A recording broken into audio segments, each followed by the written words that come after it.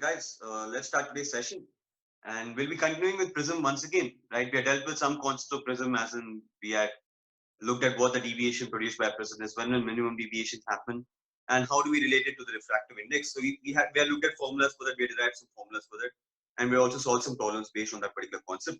But there's some more things on Prism which we need to discuss, and that will be your concept of Prism based on dispersion, right? We'll still look at dispersion once again, and I'll look at formulas which are based on dispersion right now, right? So once again, we'll go back to concept of dispersion. Rather, you'll be seeing that now we'll be dealing with a thin prism. We'll look at how dispersion is being produced by a thin prism. So all the formulas which we'll be deriving right now is the dispersion produced by a thin prism, right? And what formula you should remember over here, if you pass a light ray through a thin prism, if the angle of incidence is small, what is the deviation which a thin prism would produce? What's the deviation produced by a thin prism?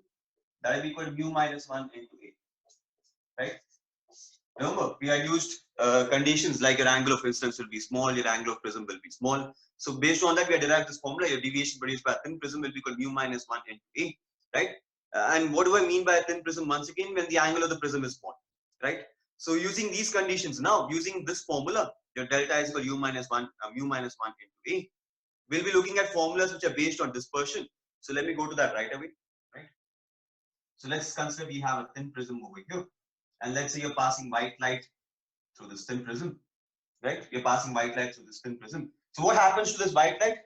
What was the concept we had before? If you pass white light through a prism, that splits up into 7 colors. And as I mentioned, that need not happen only for a prism, that can happen for any material having refractive index. So why is your white light splitting into 7 different colors? Why is your white light splitting into 7 different colors? Because the refractive index depends on wavelength. And what's that relation? If you want the exact formula, it's mu is equal to approximately A plus B by lambda squared. This will be your exact formula. Actually, there's more terms to it, so that's so on and so forth. This is your exact relation of mu with lambda. Your mu will be equal to some constant plus some constant divided by lambda squared. So you can see that it's inversely proportional, right? As lambda increases, mu is decreasing. It's not exactly inversely proportional, but the same meaning. If lambda increases, your mu will decrease. So basically, on this basis, we then looked at the Vibgyor order. We know that a white light will split into 7 colors. So if I write in the order of Vibgyor, which of them will have the highest wavelength? Which of them will have the highest lowest wavelength? If I go in this order, your frequency decreases or your lambda increases. If I go in this order, that is, if I go from violet to red, your wavelength will increase. So the wavelength of violet is less than the wavelength of red. The wavelength of violet is less than the wavelength of red. So refractive index of violet will be greater than refractive index of red because your mu is inversely proportional to lambda. This is the exact relation I've written, but all you need to remember is mu is inversely proportional to lambda. That is, as your lambda increases, the refractive index decreases. So as the lambda increases from violet to red, refractive index will also decrease from violet to red, right? Because the relation is kind of inversely proportional. So you see that the refractive index of violet is less than the refractive index of red. And then what did we mention? Because the refractive index of violet is greater than the refractive index of red. Because the refractive index of violet is greater than the refractive index of red, your violet light will bend more than the red light. Violet light will bend more than the red light. And all the other colors will bend in the same manner. So on a screen, you'll see that you have a rainbow pattern, with violet being the one which has been, so this is your bending of this light ray, right? So violet seems to bend by the most amount, red seems to bend by the least amount, right? Because it has a least refractive index. So hopefully you guys remember this concept, right? Because now we'll be deriving formulas based on that. So now let me use this formula over here. So different colors have different wavelengths, and because they have different wavelengths, we say that they have different refractive index, right? So you see that violet has a different refractive index, red has a different refractive index, and all the other colors also have a different refractive index. So let me define the terms which we'll be using for dispersion of a prism. So the first term which we'll be using is angular dispersion. The first term which we'll be using over here, the first physical quantity which describes what happens over here is angular dispersion, right? And angular dispersion, let me denote it as theta, right? That is nothing but the angle between the most further deviations which is happening in your dispersion, or in simple words, that's the angle between the violet ray and the red ray. The angle between the violet ray and the red ray after it undergoes dispersion is what we call as angular dispersion, right? That is the angle between the two extreme rays you'll have in your dispersion. And what are your two extreme rays in dispersion? Violet undergoes the Morse bending, red undergoes the Leech bending.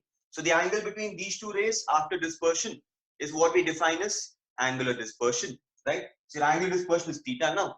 That is the angle between these two. And now what will be the angle between these two rays? This is your red ray and this is your violet ray, right? But again, violet undergoes the Morse bending, red undergoes the Leech bending. So can I say that the angle between these two, what is this angle now? What is this angle? This is the deviation undergone by which ray? This is the deviation undergone by violet ray. Your violet light was part of white light before, so that was traveling in this direction.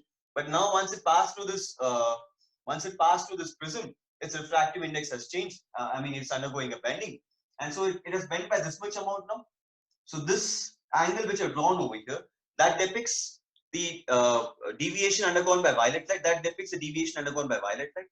Similarly, what will be the deviation undergone by red light?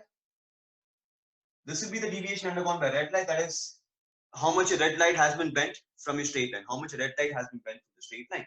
So this is the angle between the refracted red ray and the actual ray. If there was no prism, this white light would have traveled in this direction. So the angle between these two is what we define as deviation, right? So this is a deviation undergone by violet light. This is a deviation undergone by red light. So now what's the angle between these two? The angle between these two rays is what we define as angular dispersion.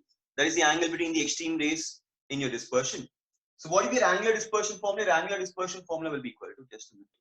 Your angular dispersion between these two is the angle between these two rays. So won't that be equal to delta V minus delta R? That is the deviation undergone by violet light minus deviation undergone by red light. Again, as I mentioned, it's the angle between the violet light and the red light, the violet ray and the red ray. So the angle between them is theta, which I've shown in this diagram. And that should be equal to this angle minus this angle. That is the deviation undergone by violet light minus deviation undergone by red light.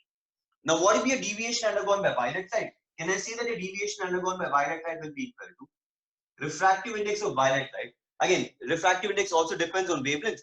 Different colors will have different refractive index, right? So deviation undergone by violet light will be equal to mu v minus 1 into A. Using this formula, the deviation which a ray would undergo in a thin prism is mu minus 1 into A. So here, the deviation undergone by violet light will be equal to refractive index of violet light minus 1 into A. And what will be the deviation undergone by red light? That will be equal to mu r minus 1 into A, where mu r is the refractive index of the red light in this prism. Where mu r is the refractive index of the red light in this prism. So subtracting these two, what do we end up with? We end up with mu v minus mu r into A. We end up with mu v minus mu r into A. Right? So this is your formula for angular dispersion. So once again, what's the meaning of angular dispersion? Your angular dispersion is nothing but the angle between the two extreme rays. The two extreme rays in your dispersion. And what are the two extreme rays in your dispersion? That was your violet light and red light. Violet light bends the most, red light bends the least. So the angle between them is what we define as angular dispersion. And what is your formula for angular dispersion? It should be equal to delta V minus delta R. That is the deviation undergone by violet light minus the deviation undergone by red light. And now writing down your formulas for deviation for violet and deviation for red using this formula. The deviation by a thin prism is mu minus 1 into A. So then substituting that, we get mu v minus 1 into A minus of mu r minus 1 into A. And we end up with this formula, that is mu v minus mu r of A, right? So this is one term which is used in dispersion of prism, right? You have one more term, so let me go to the other term as well. This was the concept I told you that I had to look at whether this was there in NEET or not. So this is actually apparently there in NEET. So that's why I'm explaining this to you guys. Right? But the formulas are pretty simple, nothing too complex. Right? It's already based on whatever formula you know. And then you're using the concept of dispersion, that is, different colors will have different refractive index. So we're now looking at the terms related to dispersion. We're looking at terms related to dispersion. And hopefully you guys remember what dispersion is. Fine. So now there's another term which we'll be using to describe the dispersion which happens in a prism. There's another term which we'll be using, or there's another physical quantity which we'll be using to describe the dispersion of a prism, and that is dispersive power. There's another term which we'll be using to describe this phenomenon of dispersion by prism, and that is dispersive power. Dispersive power is generally denoted by omega. Dispersive power is generally denoted by omega, correct? And let me explain what dispersive power is. So once again, white light is passed through a prism. When white light passes through a prism, it splits into 7 different colors. So let this be your red light. let this be a violet light, you'll have your Vibgyor in the same order. You'll have Vibgyor in that same order, VIBGYOR, right? Fine. Now, we will take the average of all these deviations. We'll take the average of all these deviations. That is, we'll take the mean deviation over here now, right? Your violet light will have the extreme deviation, as in that is the light ray which gets bent the most. Your red ray will have the least deviation. That is the light ray which gets bent by the least. So now we'll take a light ray, we'll take a color which lies somewhere in between these two, or which is kind of the average of the deviation which these two has undergone. So the color which is chosen, which is the average of these deviations, would be your yellow light. Would be a yellow light, right? See that your yellow light over here indicates mean deviation. The yellow light over here indicates mean deviation, right? Your yellow kind of lies in between violet and red, right? So your yellow light is the one which undergoes mean deviation in between your violet and red, in between your violet and red. So what will be the deviation undergone by violet light? Once again, all of this is considered for a thin prism. So what will be the deviation of light undergone by violet light? We'll use the formula once again, mu minus 1 into A. So that will be equal to refractive index of violet light minus 1 into A. Right? So this will be a formula for mean deviation, right? So there are two formulas for mean deviation. So that will depend on how the question is asked. So if the refractive index of yellow light is given in your question, if the refractive index of yellow color is given in the question, you'll use this formula. You'll say that that is the mean deviation. This is the ray which lies in between, or this is the ray which undergoes mean deviation. This is the ray which undergoes the average deviation between your violet and red. So you get your deviation by yellow light to be equal to mu y minus 1 into A. Right? So understand why we are taking yellow, because we say that that is the one which undergoes the exact half deviation between violet and red. Right? But if in the question your refractive index of yellow is not given, if in the question your refractive index of yellow is not given, then you will take mean deviation. Then you take mean deviation to be equal to. You will take mean deviation to be equal to delta V plus delta R divided by 2. If the refractive, it depends on how the question is asked. If he's given the refractive index of yellow light, you'll use that information and you'll find out what the deviation undergone by yellow light will be equal to, and you'll say that is the mean deviation, right? That is the deviation which would have happened if your white light doesn't split into 7 colors, if it was just a ray, right? Fine. But what do you mean by mean? If that yellow light is not given, if the refractive index of yellow light is not given, then you'll find out the mean deviation by finding out the average of the deviation undergone by violet and red light. You'll find out the average deviation of, or the mean deviation of the deviations undergone by violet and red light. So that's what this formula means. So delta mean will be equal to delta V plus delta R by 2. So that depends on the question. If this value is given to you in the question, you use this value, and that value, the deviation undergone by that violet light, will be a mean deviation. If that value is not given, you use your mean deviation formula, and then that will be equal to deviation undergone by violet plus deviation undergone by red divided by 2. Right? Fine. So now let me just define what dispersive power is. So as I mentioned, dispersive power is denoted by omega. Omega is the notation we'll be using to define dispersive power. So dispersive power is defined as angular dispersion divided by mean deviation. It's a ratio of angular dispersion to your mean deviation. It's a ratio of angular dispersion to your mean deviation, right? And what was the formula we got for angular dispersion? What did you get your angular dispersion to be equal to? That was the deviation of violet minus the deviation of red. And when we simplify that, we got that was equal to mu v minus mu r into A, as the refractive index of violet light minus the refractive index of red light into A. And what will be the deviation? What will be the mean deviation? What's the mean deviation which this white light will undergo? That mean deviation we say is represented by yellow, if that is given. Otherwise, you'll find it out in this manner. So right now, let me write it in terms of yellow light. So that will equal mu y minus 1 into A. The deviation undergone by yellow light we say is the mean deviation, right? And then your A gets cancelled. So this becomes your formula for mean for dispersive power.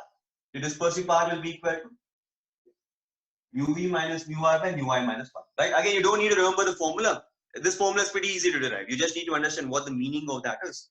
And you need to remember this basic definition. Your dispersive power is the ratio of angular dispersion to mean deviation. You will arrive at the formula by yourself. Right?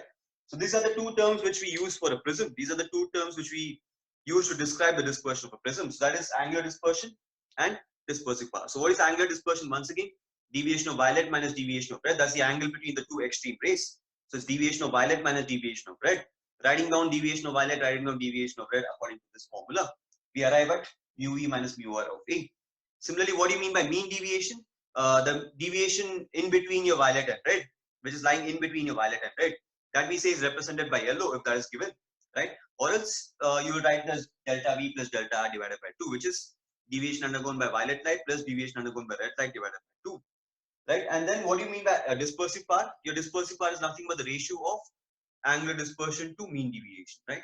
So that will be equal mu V minus mu R by mu Y minus 1, right? Fine. So hopefully you understood this concept. So this is the extra concept which I wanted to explain. Now let me take one application based on this. Let me take one application based on this, based on what kind of question can be asked in NEET, right? Okay. So now we'll actually take a combination of prisms. We'll actually take two prisms over here, and we will align these two prisms in such a manner for two cases. Let me write down what those two cases are. So in case one, we want to produce dispersion without average deviation. So now we'll select two prisms in such a manner such that when a white light is passed through these two prisms, when a white light passes through these two prisms, only dispersion happens, but there's no average deviation. There's no average deviation. So that's what I mean by dispersion without average deviation. So once again, what are we doing over here? We are considering two prisms now. We're considering two prisms. So you'll see that in order to produce no deviation, that is, if your average deviation should be 0, if your average deviation should be 0, right? If both the prisms are aligned in the same direction, if both the prisms are aligned in this manner, now if I pass white light through this, what will happen? This will deviate it by a certain amount, and even this will deviate it by a certain amount. So you'll have your deviation added up. Your deviation will get added up if your two prisms are aligned in this manner. So to produce no deviation, the other prism is aligned in the reverse direction. The other prism is aligned in the reverse direction. That is, your second prism is aligned in this manner.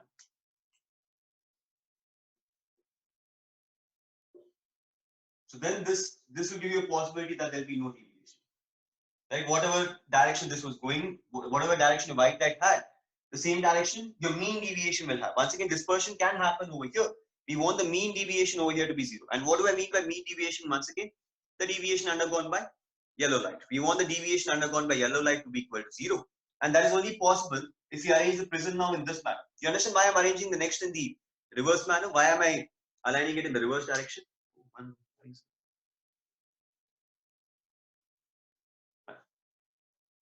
Hopefully you're able to understand why I'm aligning it in the opposite direction, right? Because if both of them are aligned in the same direction, both of them will deviate the ray in the same direction. Like if this deviates it clockwise, even that will deviate it clockwise. So your deviations produced by both the prisms would add up. They won't cancel out each other. But if I have the prism aligned in the opposite direction, then there's a possibility that this can cancel out the deviation produced by this. This can cancel out the deviation produced by this, right? Fine. So that's basically what we're going to deal with now. What is the condition if you want to produce dispersion without average deviation? So let me take the refractive index, let me take the angular prism of this prism to be A, and let the angular prism of this prism be A dash, right? And now writing down terms for this. So if your mean deviation should be 0,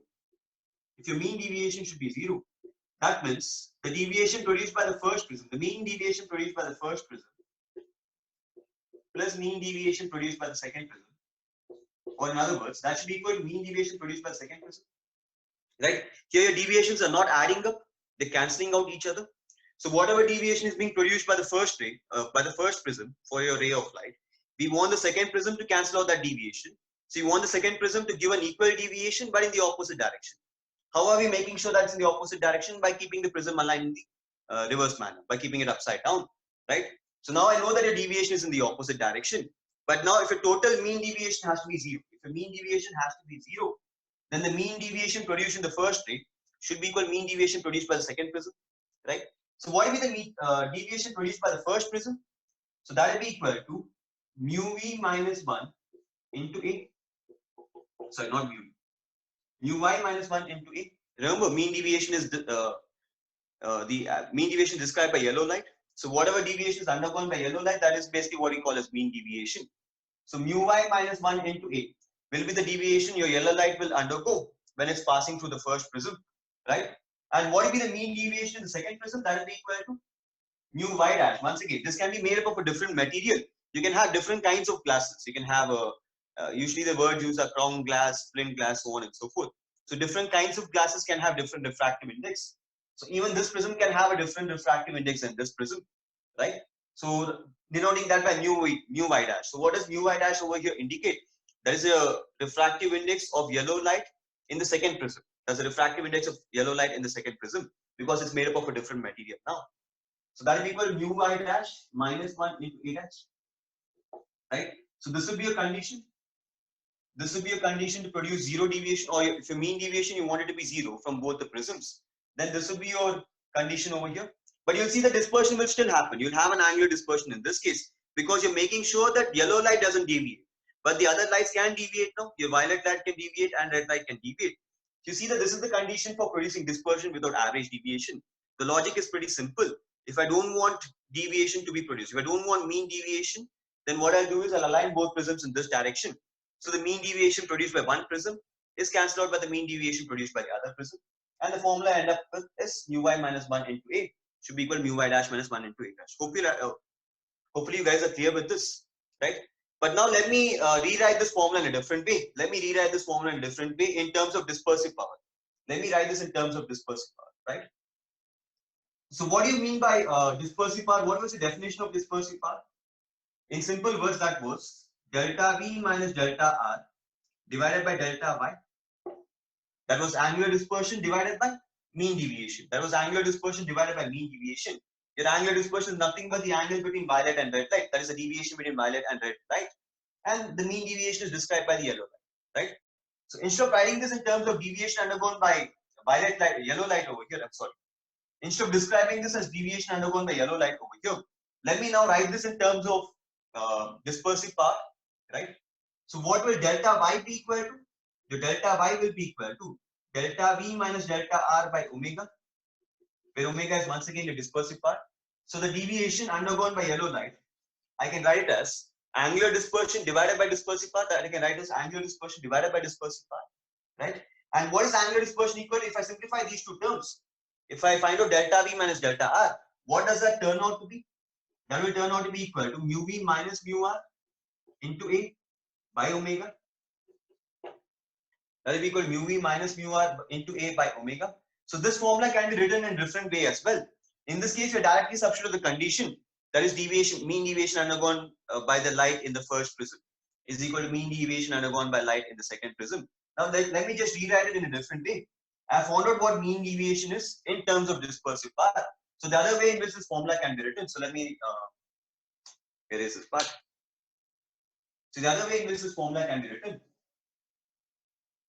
will be, and hopefully you have understood this as well. Yes, so what is the mean deviation undergone by yellow light? How have we written that now? That will be deviation of violet minus deviation of red divided by dispersive power. So let me write it as mu v minus mu r of a divided by omega, which is the dispersive power of the first prism, and that should now be equal to mu v dash minus mu r dash of a dash by omega dash. That's the dispersion. That's the mean deviation produced by the second prism. So you can see why I'm writing mu v dash mu r dash, because I can have a different value of refractive index in the second prism. The second prism can have a different value of angle, right? And it can also have a different dispersive power, right? So if no mean deviation should be produced, this other formula, this formula, that is mean deviation produced by 1 is equal to mean deviation produced by 2. That can also be rewritten in this manner. That can also be rewritten in this manner, right? So all you need to remember is this condition, right? If you want to produce dispersion without average deviation, that means that your average deviation is 0. So what's the logic? The average deviation produced by the first prism should be equal to average deviation produced by the second prism, right? And that formula can be rewritten in different ways. So this is one way in which it can be rewritten. Fine. Now let me look at the other case. So this is one kind of question which is asked in your NEET. They'll ask what should be the relation between their angles, or what should be the relation between their refractive index, so that the light ray which is passing through two prisms does not undergo any mean deviation, does not undergo any average deviation, right? So this will be the condition, or this will be the logic you'll be using to solve that. Okay, now let me take the other case. The other kind of case which can be asked in your combination of prisms, right? The other kind of case which can be asked in your combination of prisms would be the exact reverse of this. That is a condition for no dispersion. I'm sorry, that's a condition for no dispersion.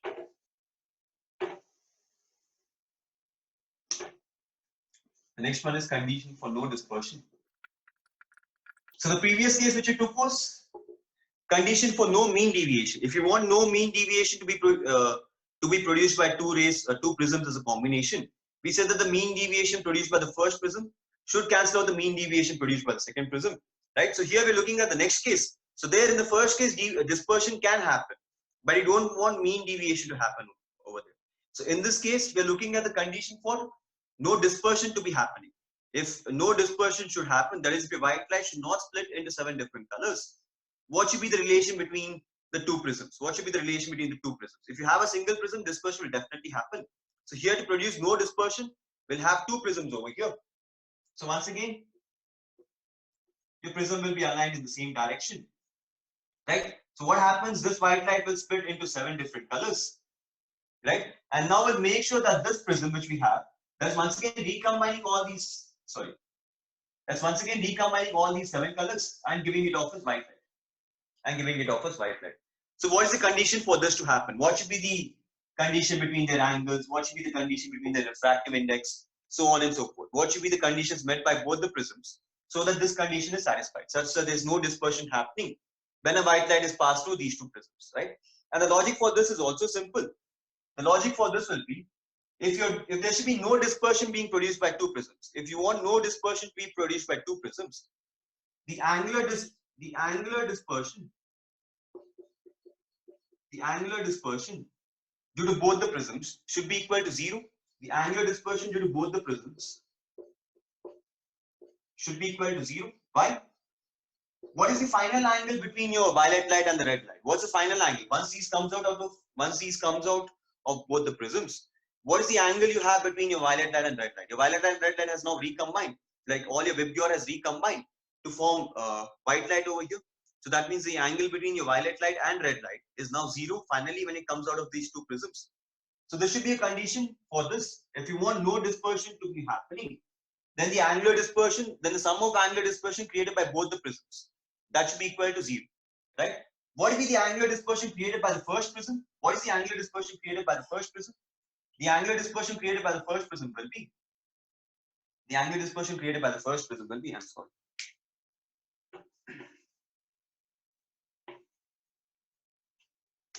The angular dispersion created by the first prism will be delta V minus delta R of A, right? That will be the dispersion produced. That is the angular dispersion produced by your first prism. Similarly, now the dispersion will be produced in the opposite direction over here. Your rays are getting bent in the opposite direction. So taking that as a negative sign over here, that will be delta V dash minus delta R dash into A dash. That's the deviation of violet and red light in the next prism. And the deviation undergone by violet light and red light over here should cancel out whatever deviation your violet and red light has undergone in the first prism, right? So hopefully I've understood this logic. Once again, what was the condition? If you want no dispersion to happen when light ray comes out of these two prisms, then we have to make sure that your angular dispersion happening over here is equal to angular dispersion happening over here, but in the reverse direction, right? Or in other words, whatever deviation violet light undergoes, that should be cancelled out. Whatever deviation red light undergoes, that should also be cancelled out over here, right? Oh, okay. So anyways, that's just the formula. Now rewriting this formula, now writing this in terms of mu and a, so on and so forth. Sorry, why is there name over here? I'm really sorry.